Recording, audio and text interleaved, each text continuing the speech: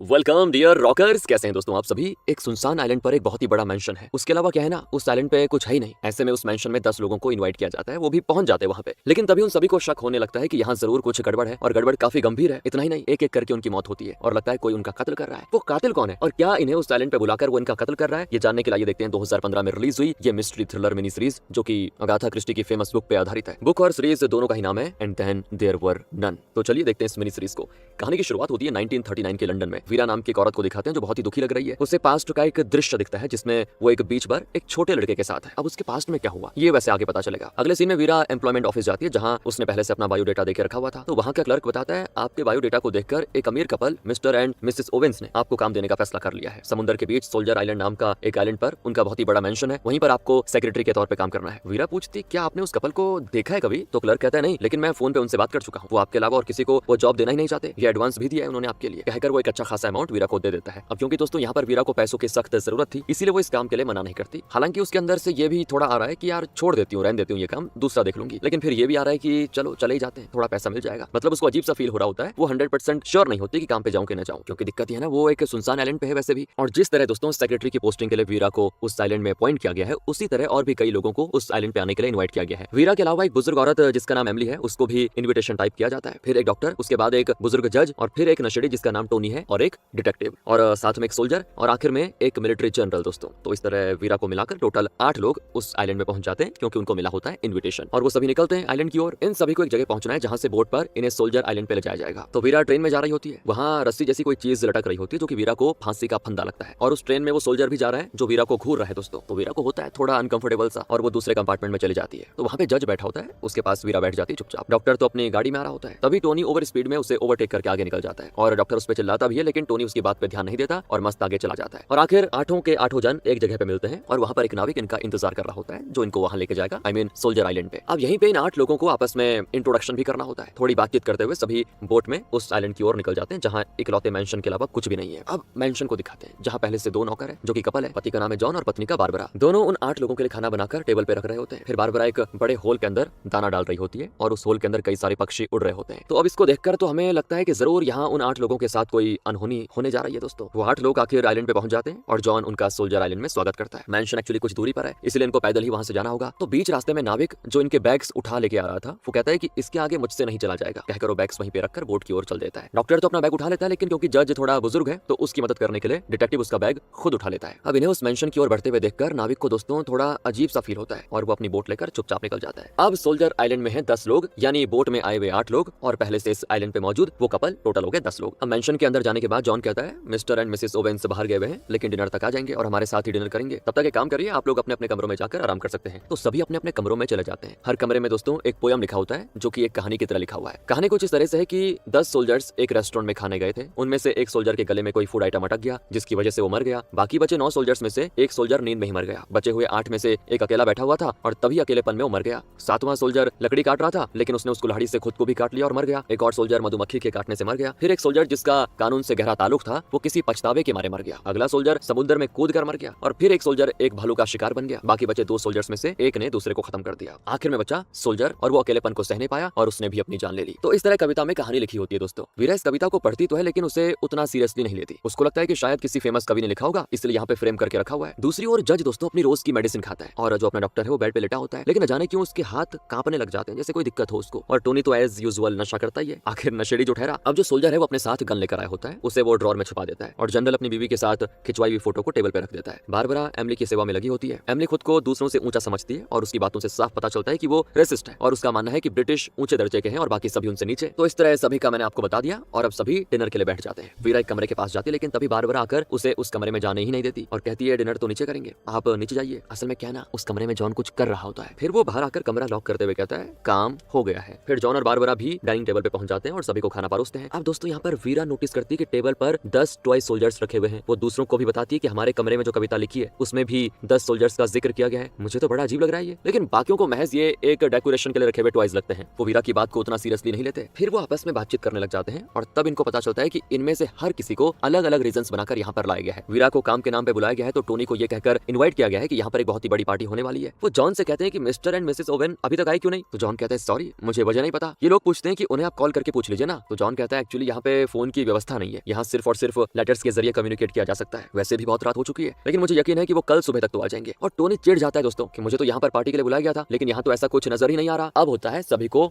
शक कि कुछ तो गड़बड़ी है। तब डॉक्टर टोनी से बहस करने लग जाता है कि तुम ही थे ना जिसने मेरी कार को ओवरटेक किया था, तुम्हारी वजह से मेरी कार क्रैश हो गई। तो टोनी कहता है कि तुम कछुए की चाल गाड़ी चला रहे थे, इसमें मेरी क्या गलती थी। बस दोस्तों इनके बीच तो इस बात को लेकर झगड़ा हो जाता है। तो अपने जज उनको शांत करते हैं और उसकी बातों को दोनों मान भी लेते हैं कि ठीक है मामला शांत। लेकिन डॉक्टर की भड़ास अभी भी कम नहीं होती। अब डिनर के बाद उनको लाउड स्पीकर पर एक आवाज आती है कि आप सब यहाँ इसीलिए बुलाए गए हैं क्योंकि आप सभी ने किसी न किसी का कत्ल किया है। डॉक्टर तुम तो खुद जानते हो कि तुमने किसका कत्ल किया है। सुनकर डॉक्टर तो बौखला जाता है दोस्तों। नेक्स्ट है एमिली। तो एमिली तुमने अपने घर में काम करने वाली एक नौकर का कत्ल किया है, इसीलिए तुम्हें यहाँ पर लाया गया है। और डिटेक्टिव तुम भी कोई दूध के धुले में नहीं हो, तुमने भी एक कत्ल किया है। फिर वीरा का नाम लिया जाता है और कहा जाता है कि तुमने भी कत्ल किया है। इन 8 के अलावा जॉन और बारबरा का नाम भी लिया जाता है और कहा जाता है कि तुम दोनों भी कातिल हो। मतलब एक चीज क्लियर है, यहाँ पे जितने भी लोग हैं सभी ने किसी न किसी का कत्ल किया है, सभी कातिल हैं। ये बात बार बार वो लाउड स्पीकर पर दोहराई जाती है। अब ये लोग आवाज की दिशा में जाते हैं। बारबरा तो डर के मारे रोने ही लग जाती है, कहती मैंने तो पहले कहा था तुम्हें कि बहुत ही बुरे फंसेंगे। तो जॉन उसको मारकर चुप कराता है कि चुप रहो। और फिर सभी उस कमरे का दरवाजा तोड़कर अंदर जाकर देखते हैं तो पता चलता है कि वहाँ पर एक ग्रामोफोन में डिस्क प्ले हो रहा है, उसी में से ये आवाज प्ले हो रही है। तो अब ये लोग जॉन से कहते हैं कि तुम पहले से तो यहाँ पे हो ही ना, तो अब ये बताओ कि ये चल क्या रहा है, ये आवाजें, ये क्या खेल है ये। पर जॉन कहता है कि मैं आप लोगों से बस एक दिन पहले यहाँ पर आया था। मैंने और मेरी वाइफ ने खुद मिस्टर एंड मिसेस ओवेन को देखा नहीं है कभी भी। हमें सिर्फ ये कहकर इनवाइट किया गया था कि यहाँ पर 8 लोग आएंगे और हमें उनके खाने पीने का बस इंतजाम करना होगा। हमें इंस्ट्रक्शंस मिले थे कि ग्रामोफोन को प्ले करना है, सो मैंने कर दिया। अब मुझे क्या पता था कि इसमें मेरा और मेरी वाइफ का नाम भी आएगा। वो एक सच भी कबूल कर लेता है कि इस रिकॉर्डिंग में उनके बारे में जो कहा गया था वो कुछ हद तक सच है। दरअसल दोस्तों इससे पहले जॉन और बारबरा एक बुजुर्ग औरत के यहाँ पे काम करते थे। तो एक दिन वो बुढ़िया नींद में मर गई, लेकिन इस रिकॉर्डिंग में उसकी मौत का जिम्मेदार इन लोगों को बताया जाता है, यानी जॉन और बारबरा को। ये जॉन का कहना है, ठीक है, लेकिन हमें असलियत दिखाई जाती है। पता है क्या, जॉन ने खुद उस बुजुर्ग औरत के मुंह पे तकिया दबाकर उसे मार डाला था और उसकी इस हरकत को उसकी वाइफ बारबरा भी चुप के देख रही थी। उसने जॉन को रोका नहीं था। मतलब ये दोनों उस बुजुर्ग औरत के कातिल है। टोनी कहता है कि मुझे भी कातिल बताया जा रहा है, लेकिन मुझे ऐसा कुछ याद भी नहीं है। तो तब डॉक्टर कहता है कि मैंने कोई कत्ल नहीं किया, मैंने कई सर्जरीज की हैं और कभी कभी सर्जरीज असफल रह जाती है। तो क्या हर डॉक्टर कातिल होता है। जनरल कहता है कि मैंने युद्ध में अपने आदमी भेजे थे जो कि मेरा फर्ज था, युद्ध में मेरा एक सोल्जर वीर गति को प्राप्त हो जाए। अब इसमें मेरी क्या गलती है, मैं कातिल थोड़ी ना हो जाऊंगा। जज भी अपनी सफाई में कहता है कि मैंने सबूत के आधार पर कई फैसले सुनाए जिनमें क्रिमिनल्स को फांसी की सजा मिली, वो मेरा फर्ज है, इसे कत्ल कहना तो इंसाफ नहीं होगा। तब डिटेक्टिव कहता है कि मैंने एक क्रिमिनल को खूब पीटा, किसी वजह से वो उल्टी करने लगा और तब उसकी मौत हो गई, तो ये कत्ल कैसे हो गया। अब वीरा कहती है कि मैं एक छोटे लड़के की केयरटेकर थी, उसे स्विमिंग नहीं आती थी और मैंने उसे पानी में जाने से मना भी किया था, लेकिन मुझे चकमा देकर वो पानी में जाकर डूब गया, मर गया। अब इसमें मेरी क्या गलती है, मैं कातिल थोड़ी हूँ। तो इस तरह दोस्तों हर कोई अपनी सफाई पेश करता है और सभी कंफ्यूज हैं कि जब हमने गलती की ही नहीं तो हमें क्यों इस आइलैंड में फंसाया गया है और वो कौन है जिसने हमें फंसाया है। लेकिन तब सोल्जर बताता है कि मेरे बारे में जो बताया गया है वो 100% सच है। अभी तक मैंने 21 लोगों का कत्ल किया है। असल में ये सोल्जर बताऊं कैसा है, ये किसी देश के लिए लड़ने वाला नहीं है, बल्कि इसको पैसे दिए जाते हैं कि तुम अब इसको मार दो, तो ये उसी के साइड हो जाता है। और उसने बहुत ही बड़े अमाउंट के बदले 21 नेटिव अमेरिकन का कत्ल किया था। तो अब एमिली उसको कहती है कि तुम जैसे इंसानों की वजह से आज हम सभी मुसीबत में पड़ चुके हैं। तब टोनी कहता है हाँ अब मुझे याद आया, उस रात मैं जरा नशे में ड्राइव कर रहा था और तभी बीच सड़क पर 2 बच्चे खेल रहे थे, मेरी गाड़ी उनके ऊपर चढ़ गई। अब इसमें मेरी क्या गलती है। गलती तो उन बच्चों के पेरेंट्स की है ना, जो बीच रोड में अपने बच्चों को खिला रहे थे। अब रात को भला कोई अपने बच्चों को बीच सड़क पे क्यों आने देगा, पेरेंट्स की जिम्मेदारी है। और वैसे भी मैं कार तो बहुत ही धीरे चला रहा था। तब डॉक्टर उसे घूरता है कि मैं खुद अपनी आंखों से देख चुका हूं तुम कितने धीरे चलाते हो कार को। पर टोनी अपनी बात पे अड़ा रहता है कि मेरी कोई गलती नहीं है, मैंने भी कोई कत्ल नहीं किया। इस तरह वो पानी पीने लगता है कि अचानक उसके गले में घुटन होती है और उसके मुंह से खून निकलता है। कुछ ही देर में वो मर जाता है दोस्तों। मतलब ये जो 8 लोग आए थे इनमें से बचे हैं सिर्फ 7 लोग। बाकियों को डर जकड़ लेता है कि न जाने अब अगली किसकी बारी होगी, लेकिन फिर भी वो खुद को दिलासा देते रहते हैं कि लगता है इस टोनी ने ज्यादा नशा किया होगा इसीलिए मर गया। अब वो डिसाइड करते हैं कि आज रात हमें सेफ रहना है, कल सुबह हम कैसे भी करके वापस चले जाएंगे। तो सभी सोने चले जाते हैं। उस रात डॉक्टर को आता है एक बढ़िया सा सपना, डरावना, जिसमें उसको दिखती है अपनी एक सर्जरी। असल में जिस दिन वो सर्जरी की ना उसने, वो बड़ा शराब पी के गया वहाँ पे और गलती से उसने कुछ इधर उधर कर दिया और पेशेंट की जान चली गई। अचानक से डॉक्टर की नींद खुलती है तो जॉन डॉक्टर को लेने आता है। असल में उसकी वाइफ बारबरा नींद में ही मर गई थी दोस्तों। इतना ही नहीं, वो देखते हैं कि टोनी के मुंह से बहुत ही अजीब सी बू आ रही है। तब पता चलता है कि वो नशे के ओवरडोज से नहीं मरा, बल्कि किसी ने जानबूझकर उसे जहर देकर मारा। अचानक वीरा डॉक्टर को बुलाती है। वो देखते हैं कि उस डाइनिंग टेबल पर जहाँ शुरू में 10 टॉय सोल्जर्स थे उनमें से 2 गायब हैं और अब सिर्फ 8 बचे हुए हैं। वीरा कहती है कि यहाँ रखे 10 सोल्जर्स हमें दर्शा रहे थे, अब हम सिर्फ 8 हैं। बारबरा और टोनी गए, 8 बचे, इसलिए यहाँ सिर्फ 8 सोल्जर्स हैं। मतलब किसी ने प्लान करके हमें यहाँ पर बुलाया था और अब हमें एक एक करके जान से मार रहा है। कमरे में लिखी हुई कविता के हिसाब से ये कत्ल हो रहे हैं, लेकिन डॉक्टर उसकी बात को इग्नोर कर देता है कि क्या बकवास कर रही हो। पर वीरा को तो पूरा विश्वास है कि यही असलियत है। और फिर सभी डिनर कर रहे होते हैं। वीरा बाकियों से पूछती है कि आप में से किसी ने यहाँ पे इन सोल्जर्स में मतलब टॉयज इसमें छेड़छाड़ की क्या। तो वो कहते नहीं। वीरा जॉन से भी कहती है तो वो कहता है कि मुझे बस उन 10 टॉय सोल्जर्स को यहाँ पे रखने का ऑर्डर दिया गया था, सो मैंने कर दिया। अब मैंने उनको निकाला नहीं, मतलब अभी 10 से 8 है तो वो 2 किसने निकाले मुझे नहीं पता। तो तब वीरा बताती है कि हम सबके कमरे में कविता है, शायद आपने पढ़ी होगी। 10 सोल्जर्स की कहानी है वो। पहला सोल्जर्स खाना गले में अटक जाने से मरा, उसी तरह जिस तरह से टोनी पानी पीते हुए मरा। दूसरा सोल्जर नींद में मरा, उसी तरह जैसे यहाँ बारबरा नींद में मरी। मतलब उस कविता के हिसाब से कातिल यहाँ पर एक एक करके कत्ल कर रहा है। टोनी पानी पीने के बाद मरा तो जरूर पानी में जहर मिला होगा, यानी किसी के पास जहर होने के चांसेस नहीं है सिवाय डॉक्टर के, क्योंकि डॉक्टर के पास दवाइयां होती हैं जो जहर का काम भी करती हैं कुछ, तो जरूर डॉक्टर कातिल होगा। यही सोचकर सभी डॉक्टर का बैग चेक करने में लग जाते हैं, लेकिन उसके अंदर सिर्फ जेन्युइन मेडिसिन होती हैं। अब डॉक्टर वीरा पे बड़ा गुस्सा होता है कि अच्छा मैं कातिल हूँ, अब अगर मैंने पहले बता दिया मुझ पे दोबारा शक किया ना तो मुझसे बुरा कोई नहीं होगा। इसी बीच जनरल को अपना पास्ट याद आता है। एक्चुअली क्या था, उसकी वाइफ का किसी के साथ अफेयर चल रहा था और जब उसे पता चला तो उसने अपनी वाइफ के बॉयफ्रेंड को शूट करके खात्मा कर दिया। इसीलिए तो रिकॉर्डिंग में उसको कातिल बताया गया था। पर जनरल ने अपनी सफाई में क्या कहा कि मैं तो सोल्जर्स को युद्ध में भेजता था, वो मर गए तो इसमें मेरी क्या गलती। एक्चुअली में उसने मारा तो अपनी वाइफ के बॉयफ्रेंड को था ना, लेकिन अब उसके दिमाग में क्लिक हो गया कि हाँ भाई मैंने भी मारा है किसी को। खैर सभी अपनी अपनी चीजें चेक करने लग जाते हैं और पैक भी करने लगते हैं कि अब निकलना है हमें यहाँ से। दूसरी ओर सोल्जर और डिटेक्टिव आइलैंड में हर जगह ढूंढते हैं कि कहीं ना कहीं तो कोई छुप के रह रहा होगा और वही कत्ल किया जा रहा है, लेकिन उनको ऐसा कोई दिखता नहीं। और तब डिटेक्टिव कबूल करता है कि असल में मैंने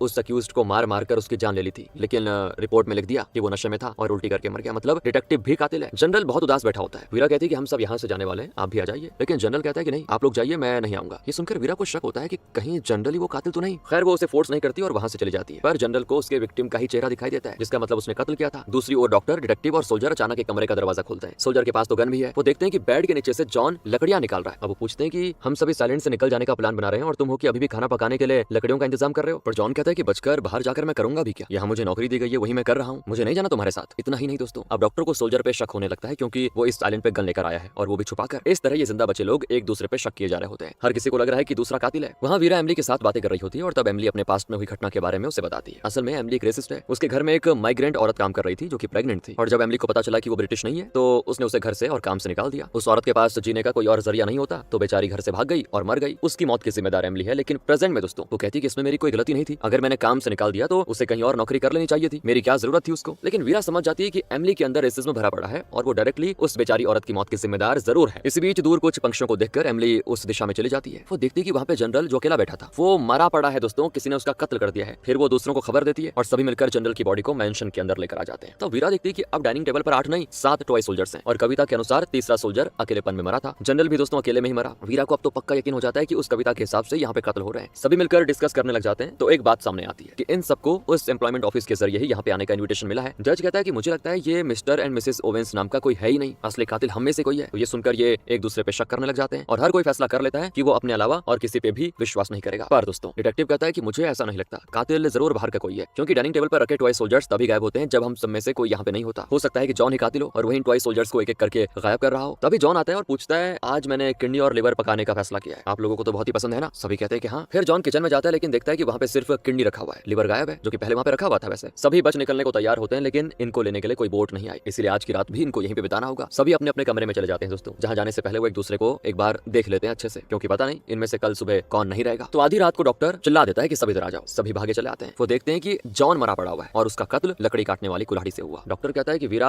अब मुझे तुम्हारी बात पे यकीन हो चुका है, जैसा उस कविता में लिखा था कि अगले सोल्जर की मौत लकड़ी काटते वक्त होगी और वो खुद को कुल्हाड़ी से मार देगा, बिल्कुल वैसा ही हुआ। मतलब अब अगला विक्टिम मधुमक्खी के काटने से मरेगा, लेकिन इस साइलेंट पर कहीं भी मधुमक्खी दिख नहीं रही। फिर सभी सावधान रहते हैं और इसी बीच टेबल पर एक और टॉय सोल्जर गायब हो जाता है। सभी बहुत ही डरे सहमे होते हैं। कुछ देर के बाद जब वीरा डाइनिंग टेबल की ओर जाती है तो देखती है कि वहाँ पर अब एक और सोल्जर गायब है, यानी एक और कत्ल हुआ है। वो दूसरों को भी बताती है और तब वो नोटिस करते हैं कि एमिली उनके बीच में नहीं है, तो क्या उसी का कत्ल हुआ है। सभी घबराए हुए जाकर देखते हैं तो वो चेयर पे बैठी भी मर चुकी है, लेकिन कविता के अनुसार तो मधुमक्खी के काटने से मरना था ना अगले वाले ने। और तभी वो नोटिस करते हैं कि उसकी गर्दन पर एक सुई जैसी कोई चीज चुभी हुई है, उस पे लिखा है बी, शायद इसी को कविता में मधुमक्खी कहा गया था। इस बीच सोल्जर का गन तो खो जाता है। सोल्जर ने दरवाजा अंदर से लॉक किया था लेकिन फिर भी कोई अंदर आकर उसका गन चुरा ले गया। मतलब किसी के पास यहाँ का मास्टर की है दोस्तों, जिसकी मदद से वो अंदर आया और गन लेकर चला गया और वही कातिल होगा ना। तो जब तक वो मास्टर की और गन इनको नहीं मिल जाते तब तक ये लोग यहाँ पे सेफ नहीं है, इसीलिए सभी मिलकर उन्हें ढूंढने लग जाते हैं। लेकिन वो दोनों चीजें कहीं नहीं मिलती। सभी डाइनिंग टेबल पर बैठकर खा रहे होते हैं। ये लोग 5 हैं और डाइनिंग टेबल पर टॉयज भी 5 हैं दोस्तों। फिर हमें दिखाते हैं कि वहाँ पे एक स्टफ्ड भालू है, डेकोरेशन के तौर पे रखा गया है। सोल्जर का गन और मास्टर की उसी के मुंह के अंदर है दोस्तों, लेकिन इन लोगों का ध्यान उस पर नहीं गया था। अब ये पांचों बाहर जाकर आग जलाते हैं ताकि समुद्र में जाता हुआ कोई ना कोई जहाज आग और धुएं को देखकर इनकी ओर आ जाए, लेकिन तूफान आ जाता है और अब यहाँ पे कोई शिप या बोट आने के चांसेस बिल्कुल नहीं है। कविता के अनुसार अगली मौत होगी एक ऐसे इंसान की जो कि कानून से ताल्लुक रखता है और यहाँ पर ऐसा एक ही इंसान है और वो है जज। अब जज भी कबूल कर लेता है कि एक बार एक आदमी को क्रिमिनल बताकर कोर्ट में पेश किया गया था। उस केस में मैं जज था, मैं जानता था कि उस पर इल्जाम लगा झूठा और वो गुनहगार नहीं है, किसी और ने कत्ल किया मुझे पता था, लेकिन सारे सबूत उस आदमी के खिलाफ थे, इसलिए मुझे उस बेगुनाह को फांसी की सजा देनी पड़ी। एक बेगुनाह की मौत का मैं भी एक तरह से जिम्मेदार हूँ। उसकी बातों से साफ पता चलता है कि उससे बहुत ही पछतावा है। वो कहता है कि प्लीज मुझे अकेला छोड़ दो, कहकर वो चला जाता है। फिर वीरा भी अपने कमरे में चली जाती है। पहले तो बाथरूम जाती तो वहाँ उसको मरे हुए छोटे लड़के का रूप दिखता है जो कि शुरुआत में वीरा के साथ दिखाया गया था। ऐसा लगता है जैसे अचानक से कोई वीरा को पकड़ रहा है और वो हो जाती है बेहोश। पास्ट की वो घटना उसके सपने में दिखती है। तो वीरा जिस लड़के की केयर टेकर थी वो लड़का पानी में डूबकर मर गया था ना, उसकी मां रोती हुई भागी चली आती है और वीरा उस बच्चे को बचा नहीं पाई थी और वो बोट पर ही होती है उस समय। तभी खुल जाती वीरा की आंख। डॉक्टर कहता है कि अच्छा हुआ तुम्हें कुछ नहीं हुआ, हम तो डर गए थे कि कहीं तुम्हें मार ना दिया गया हो। फिर वो जज को देखने जाते हैं तो पता चलता है उसने खुद को शूट कर लिया था। इस तरह अगले विक्टिम की मौत भी कविता के हिसाब से हो गई। असल में पछतावे के मारे जज खुद को शूट करके मर गया। डाइनिंग टेबल में 4 सोल्जर्स हैं दोस्तों, मतलब जिंदा बचे हैं 4 लोग, वीरा, डॉक्टर, सोल्जर और डिटेक्टिव। तो कातिल भी इन्हीं में से कोई है और इनको जल्दी से जल्दी सच का पता लगाना होगा। लेकिन कातिल का पता लगाने के बजाय ये लोग शराब पीकर मस्ती कर रहे होते हैं। तो अचानक ही डॉक्टर वहाँ पे नजर नहीं आता। डिटेक्टिव को लगता है कि वही कातिल है, लेकिन इस बीच सोल्जर का गन वापस उसके बेड पे पाया जाता है। हालांकि कोई उसको चुरा के लेकर चला गया था पहले। शायद ये सब डॉक्टर का ही किया कराया है, लेकिन सच क्या है दोस्तों, ये फिलहाल किसी को नहीं पता। डाइनिंग टेबल पर अब 3 सोल्जर्स हैं और वीरा, सोल्जर और डिटेक्टिव बैठकर बातें कर रहे होते हैं। डॉक्टर का कहीं पता नहीं चल रहा, या तो वो कातिल है या फिर इन तीनों में से कोई एक। कविता के अनुसार अगला विक्टिम एक भालू के अटैक से मरेगा। सोल्जर और वीरा कहते हैं कि मौसम भी ठीक ठाक है, अब हमें बाहर जाकर आग जलानी चाहिए ताकि कोई ना कोई बोट इस तरफ आ जाए, हमें लेके जाए। तो डिटेक्टिव कहता है कि तुम दोनों जाओ, मैं अभी आता हूँ। तो जब डिटेक्टिव उनके पीछे जाने लगता है तो अंदर से कोई आवाज आती है और शक के मारे डिटेक्टिव एक हथियार लेकर अंदर जाता है। तो एक भालू उस पर झपट पड़ता है, उसे मार डालता है। और जब डिटेक्टिव बहुत देर के बाद भी नहीं आता तो वीरा और सोल्जर वापस आते हैं, तो वहाँ डिटेक्टिव मरा पड़ा हुआ है। असल में उस स्टफ्ड भालू की स्किन को पहनकर किसी ने इन पे अटैक किया, आई मीन डिटेक्टिव पे, और मार डाला। डाइनिंग टेबल पर बचे हैं सिर्फ 2 टॉय सोल्जर्स। वीरा और सोल्जर समुद्र तट पे जाते हैं। वो देखते हैं कि डॉक्टर मरा पड़ा हुआ है। लगता है वो रात को यहाँ पे आया और पानी में डूबकर मर गया, बिल्कुल वैसे ही जैसे उस कविता में बताया गया है। अब उसकी लाश तट पर आ गई है। तो देखकर ये दोनों शॉक हो जाते हैं, क्योंकि इनको लगा था शायद डॉक्टर ही कातिल है, लेकिन अब वो भी नहीं बचा। इसका मतलब कातिल इन दोनों में से कोई एक है। वीरा तो अच्छी तरह जानती है कि वो खुद कातिल नहीं है, मतलब जरूर ये सोल्जर ही कातिल है। यही सोचकर वो सोल्जर का गन लेकर उसी को गन पॉइंट पे धमकाती कि सच बताओ, मैं जानती हूँ कि तुमने सभी का कत्ल किया है। तुम खुद भी बता चुके हो कि तुमने 21 लोगों को बड़ी बेरहमी से मारा, और हम सभी का कत्ल करने के लिए तुम्हें किसने पैसे दिए, सच बताओ। तो सोल्जर कहता है क्या कह रही हो, गलत मत समझो, मैं कातिल नहीं हूँ। वीरा कहती है कि वाह यार, बड़ी अच्छी एक्टिंग कर लेते हो तुम। तुम्हारा गन अचानक से गायब हो गया था और फिर अचानक से वो तुम्हें मिल भी गया। तुम ही प्लान करके हम सभी को यहाँ पे बुलाए हो, है ना? और अब मेरे अलावा सभी मर चुके हैं, और तो और 10 लोगों में सिर्फ तुम ही सोल्जर हो, और वो कविता भी सोल्जर्स के बारे में ही है। मतलब ये सब तुम ही कर रहे हो। सोल्जर गन छीनने की कोशिश करता है, लेकिन वीरा उसे शूट कर देती है और वहीं मर भी जाता है वो सोल्जर, और वीरा भी बेहोश हो जाती है। इस पॉइंट पर दोस्तों हमें वीरा का फ्लैशबैक दिखाया जाता है। तो वीरा एक अमीर घर के छोटे बच्चे की देखभाल करती थी। उस परिवार की सारी प्रॉपर्टीज का इकलौता वारिस था वो छोटा लड़का, पर वीरा उस लड़के के चाचा से प्यार करती थी। और क्योंकि सारी प्रॉपर्टीज उस बच्चे को मिलनी थी और वीरा के बॉयफ्रेंड को कुछ नहीं मिलने वाला था, लेकिन अगर ये बच्चा जिंदा नहीं रहा तो ऑटोमेटिकली वीरा का बॉयफ्रेंड यानी उस लड़के का चाचा सारी प्रॉपर्टीज का हकदार बन जाता। इसीलिए वीरा ने एक प्लान बनाया। वो जानती थी कि उस बच्चे को स्विमिंग नहीं आती, और ये जानते हुए भी उसने उस बच्चे को बहला फुसलाकर स्विमिंग करने के लिए भेजा। वो बेचारा पानी में डूबने लगा तो वीरा ने उसको बचाने की एक्टिंग की, सिर्फ एक्टिंग, लेकिन बचाया नहीं। और इस तरह उसने अपने प्लान को अंजाम दे दिया और उस बच्चे का कत्ल कर दिया। लेकिन दोस्तों उसका बॉयफ्रेंड जानता था कि वीरा ने प्लान करके ये सब किया, इसीलिए वो वीरा से नफरत करने लगा और उससे नाता तोड़ लेता है। और क्योंकि वीरा के खिलाफ कोई ठोस एविडेंस नहीं मिलता तो उसे कोई सजा नहीं होती। लेकिन इतने दिनों से वीरा पछतावे में जी रही थी। प्रेजेंट में खुलती वीरा की आंख और वो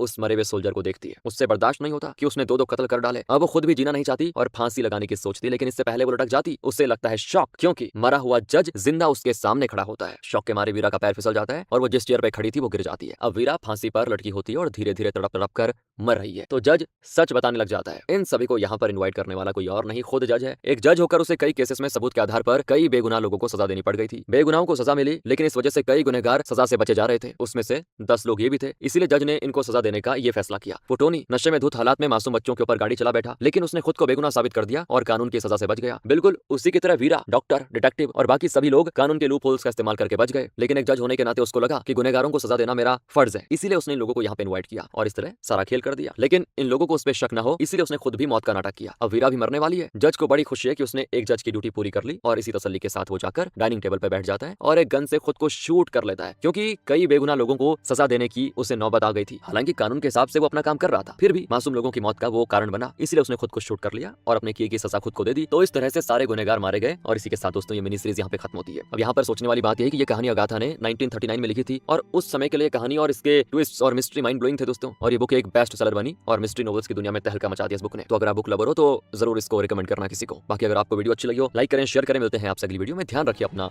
थैंक्स फॉर वॉचिंग।